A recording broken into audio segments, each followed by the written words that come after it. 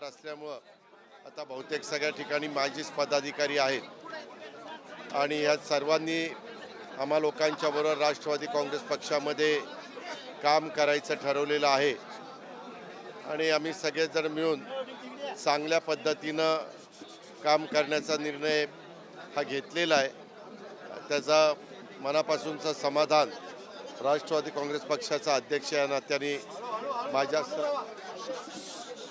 माझ्यासारख्या कार्यकर्त्याला आहे आणि त्यामुळं आज मंगळवारचा दिवस बहुतेकदा पक्षप्रवेशाचा कार्यक्रम असतो।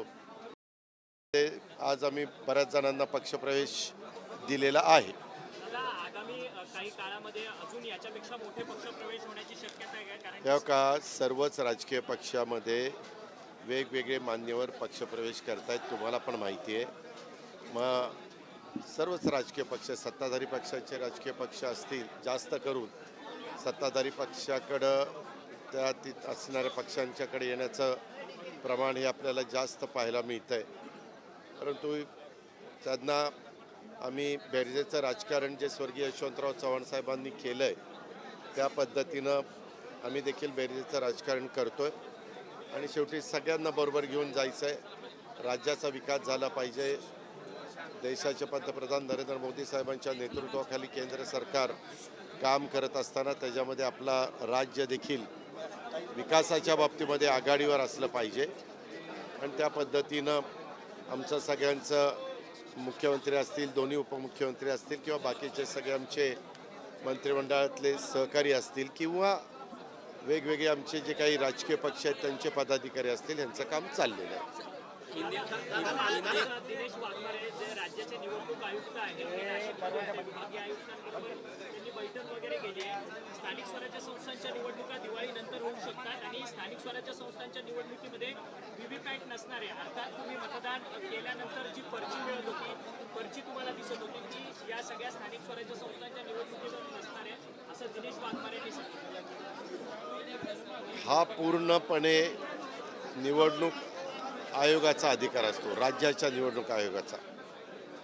त्यामध्ये त्यांना जसं केंद्रामध्ये निवडणुका चालतात ते इलेक्शन कमिशन त्यांच्या नेतृत्वाखाली चालतात, तसं आपल्या राज्यातल्या निवडणुका वाघमारे यांच्या नेतृत्वाखाली होणार आहेत। आता त्यांनी काय सांगितलं मी ते काय ऐकायला नव्हतं, परंतु माझ्यासारख्या कार्यकर्त्याची हीच भावना आहे पारदर्शकपणे निवडणुका व्हाव्यात, त्याच्यामध्ये कुणालाही शंकेला जागा नसावी आणि कुणी मतदानापासून वंचित राहू नये अशा माफक अपेक्षा आम्हा लोकांच्या आहे आणि तशा पद्धतीनं निवडणुका व्हायला आपल्या महाराष्ट्रामध्ये काही हरकत नाही असं मला वाटतं। हिंदी में जानना चाहेंगे दादा, आज माधुरी हत्ती असेल किंवा कबुतरांच्या संदर्भातला प्रश्न असेल, त्या बैठकीमध्ये तुम्ही देखील होता, काय बैठकीमध्ये निर्णय? त्या दोन्ही बैठका मुख्यमंत्र्यांच्या अध्यक्षतेखाली झाल्या।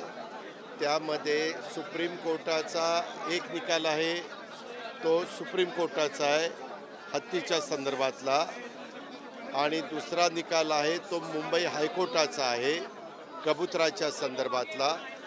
त्यामध्ये राज्याच्या वतीनं देखील आपली आपली भूमिका मांडायची अशा पद्धतीनं ठरलेलं आहे, परंतु त्या संदर्भामध्ये निकाल दिल्यानंतर तिथलं जे काही आश्रमामधले सहकारी आहेत त्यांच्या वकिलांनी ती केस व्यवस्थितपणे मांडावी। आता मी आपल्याला सगळ्यांना सांगेन, आपल्या महाराष्ट्रामध्ये गेले अनेक वर्ष परंपरा चालत आलेली आहे।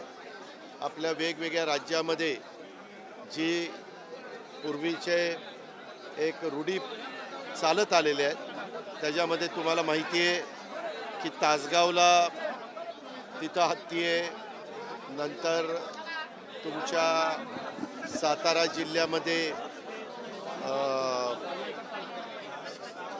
औंधला तिथं हत्ती होता, माझ्या माहितीप्रमाणे ज्योतिबाच्या तिथं पण हत्ती होता। अशा वेगवेगळ्या ठिकाणी हत्ती पाळण्याची परंपरा ही वर्षानुवर्ष चाललेली आहे। आपल्या कराड तालुक्यामध्ये देखील पालीला तिथं पण हत्ती ठेवण्याची परंपरा होती. पण आत्ताच्या काळामध्ये एक सुप्रीम कोर्टाने निकाल दिलेला आहे. त्या निकालाच्या संदर्भामध्ये तज्ज्ञांचा सल्ला घेतलेला आहे. वकील असतील किंवा ॲडव्होकेट जनरल या सगळ्यांचा सल्ला घेऊन मला एवढंच वाटतं की ह्याच्यातनं खूप मोठ्या प्रमाणावर जनतेच्या भावना ह्या दुखावल्या गेलेल्या आहेत आणि ती भूमिका ही सुप्रीम कोर्टामध्ये मांडण्याची गरज आहे. तुम्हाला सगळ्यांना आठवत असेल पत्रकार मित्रांनो, मागं आपल्याकडे बैलगाड्यांच्या शर्यती देखील बंद केलेल्या होत्या, परंतु त्यामध्ये अनेकदा कोर्टामध्ये जाऊन आपली बाजू मांडण्याचा प्रयत्न, शेतकऱ्यांच्या वतीनं बाजू मांडण्याचा प्रयत्न, सरकारच्या वतीनं बाजू मांडण्याचा प्रयत्न झाला आणि त्या प्रयत्नाला यश आलं. अलीकडच्या काळामध्ये आपल्या इथं 32 शिराळा त्याही भागामध्ये नागपंचमीला मोठ्या प्रमाणावर नागाची पूजा केली जायची. तिथं नंतर ते नाग सोडून दिले जायचे, परंतु मध्ये सुप्रीम कोर्टाच्या आदेशाप्रमाणे काही काळ ते थांबलेलं होतं, परंतु आता परत ते सुरू होईल अशा प्रकारची परिस्थिती निर्माण झालेली आहे. अशा अनेक घटना देशात किंवा राज्यामध्ये घडलेल्या आहेत. तशा पद्धतीनं कोल्हापूर जिल्ह्यातल्या तमाम नागरिकांच्या त्या हत्तीणीच्या बाबतीमधल्या भावना फार तीव्र आहेत आणि त्याच्यामुळं खूप मोठं शिष्टमंडळ त्या भागातले दोन्ही तिन्ही खासदार, माजी खासदार, विद्यमान आमदार, माजी आमदार, मंत्री प्रकाश आंबेडकर किंवा हसन मुश्रीफ साहेब असे अनेक मान्यवर आजच्या मिटिंगला होते आणि त्यांनी आपापली भूमिका मांडली. परंतु सरकारने पण सांगितलं की त्याच्यामध्ये कुणाच्या भावना दुखाव्यात असं सरकारला अजिबात वाटत नाही, परंतु आपल्या संविधानाचा विचार करता, कायदा नियमाचा विचार करता सुप्रीम कोर्ट हे सर्वोच्च असतं आणि त्यामुळं आपल्याला पुन्हा त्याबद्दल सुप्रीम कोर्टाचाच दरवाजा ठोठावा लागणार आहे आणि तशा पद्धतीनं पुढची कारवाई करायचं ठरलं.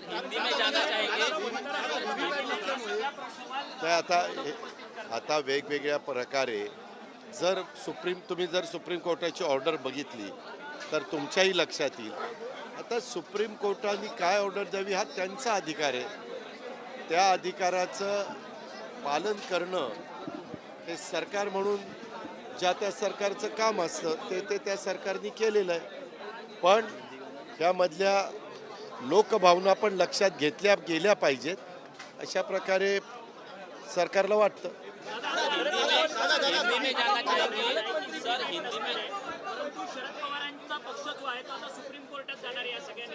हो का, प्रत्येकाला कुठलाही निर्णय दिल्यानंतर तो निर्णय जर योग्य वाटला नाही तर अपील करण्याचा अधिकार आहे. मी सुरुवातीलाच आपल्याला सांगितलं, आपल्यामार्फत राज्याला सांगेन, आमच्या महायुतीच्या सरकारला निवडणुका पारदर्शक व्हाव्यात.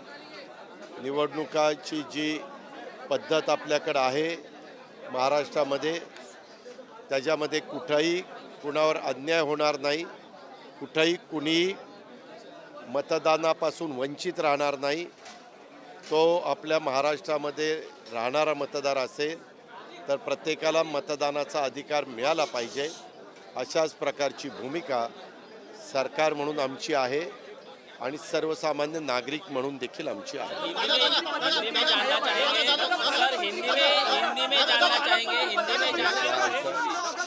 मालेगाव बॉम्बस्फोटातील आरोपी कर्नल प्रसाद पुरोहित यांनी शरद पवारांवरती काही गंभीर आरोप केलेले आहेत की शरद पवारांनी पहिले हिंदू दहशतवादाचा शब्द घेतला. हो का, एकदा निकाल लागल्यानंतर कुणी काय आरोप करतं हा ज्याचा त्याचा प्रश्न आहे. प्रत्येकाच्या आरोपाला उत्तर द्यायला आम्ही काही बांधील नाही. आम्ही supreme court, high court, session court ही सगळी जी काही यंत्रणा घटनेचे शिल्पकार डॉक्टर बाबासाहेब आंबेडकरांनी आपल्याला दिलेली आहे, संविधान दिलेलं आहे, त्या पद्धतीनं आपला भारत देश चालतो.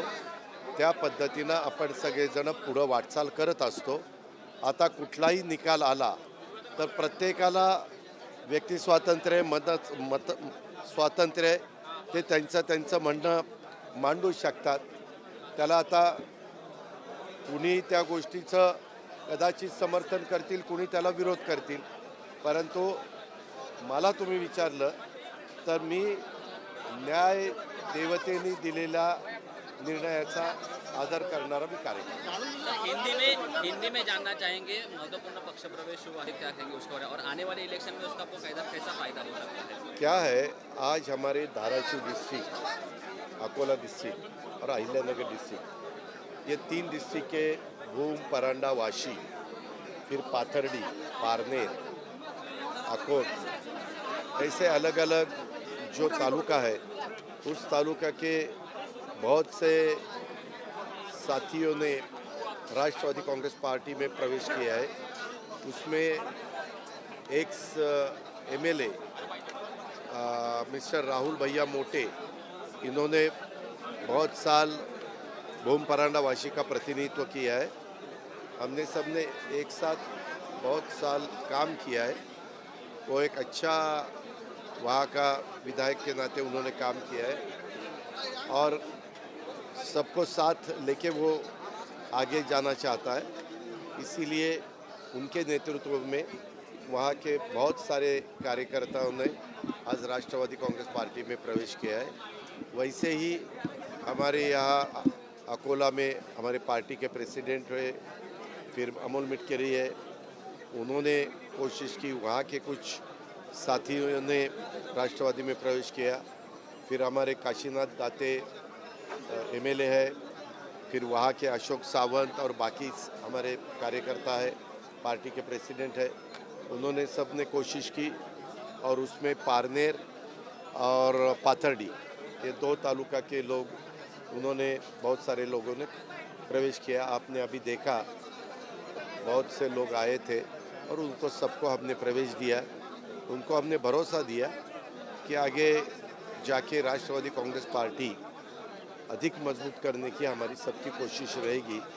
तो ये साथियों का भी हमें अच्छा सपोर्ट मिलेगा. आर्टिकल 370 को आज 6 साल पूरे हो चुके हैं, विरोधक की तरफ से अनेक आरोप किए जा रहे हैं. आर्टिकल 370 को 6 साल पूरे हो चुके हैं, विरोधक की तरफ से अनेक आरोप किए जा रहे हैं कि इस जो आर्टिकल जो अबॉलिश किया गया था उसकी वजह से सिर्फ फायदा ही बीजेपी का हुआ, बाकी पूरा नुकसान जम्मू कश्मीर का ही हुआ है. नहीं, जम्मू कश्मीर के लोगों ने कब कहा कि नुकसान हुआ है? ऐसा नहीं है. हम अपने देश में जब रहते हैं तो जम्मू कश्मीर से कन्याकुमारी तक सबको एक जैसा कानून होना चाहिए.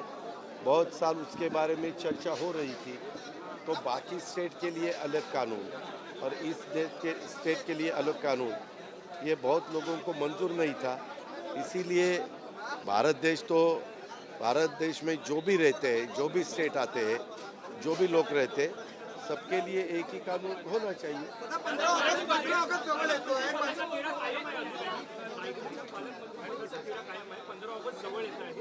तुम्ही काळजी करू नका पत्रकार मित्रांनो. ज्यावेळेस आम्हाला म्हणजे राज्याच्या प्रमुखांना रायगड आणि नाशिक हे पालकमंत्री पदाचं जाहीर करायचं आहे, तो सर्वस्वी अधिकार हा मुख्यमंत्र्यांचा असतो. मुख्यमंत्री योग्य वेळी ते जाहीर करतील, म्हणून कुठलंही काम थांबलेलं नाही आहे. DPCचे जो काही निधी आहे तो निधी त्या जिल्ह्याला देण्याच्या बद्दलच्या सगळी कार्यवाही करण्यात आलेली आहे आणि सरकारच्या वतीनं तिथं पालकमंत्री जरी आत्ताच्या घडीला नसले तरी कोणी ना कोणी कोणाला तिथे नेमणूक मंत्रिमंडळातल्या सहकार्याची केली जाईल. आणि नाशिकलाही आमच्या देवेंद्र फडणवीस साहेबांच्या मंत्रिमंडळातली एक व्यक्ती जाऊन नाशिकला झेंडावंदन करेल आणि रायगडला पण CM साहेब ज्याला नेमतील ते तिथं झेंडावंदन करतील. संभाजी भिडे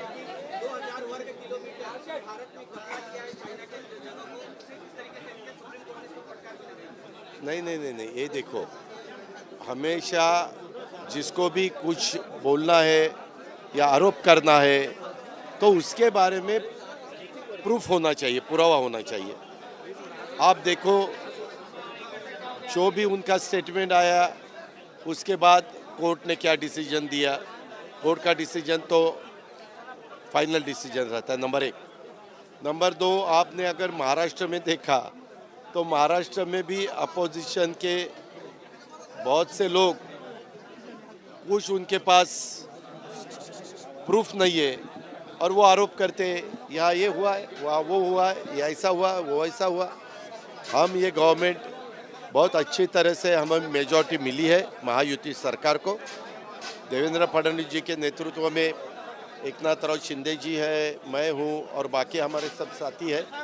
हम सब अच्छी तरह से गवर्नमेंट का काम कर रहे हैं। आज भी हमारी कैबिनेट हुई, कैबिनेट में भी बहुत अच्छे डिसीजन हमने लिए हैं। महाराष्ट्र का विकास होना चाहिए, उस डेवलपमेंट के लिए सेंट्रल से पैसा मिलना चाहिए, ये हमारी सबकी कोशिश है और वो जारी है और डेवलपमेंट चालू है।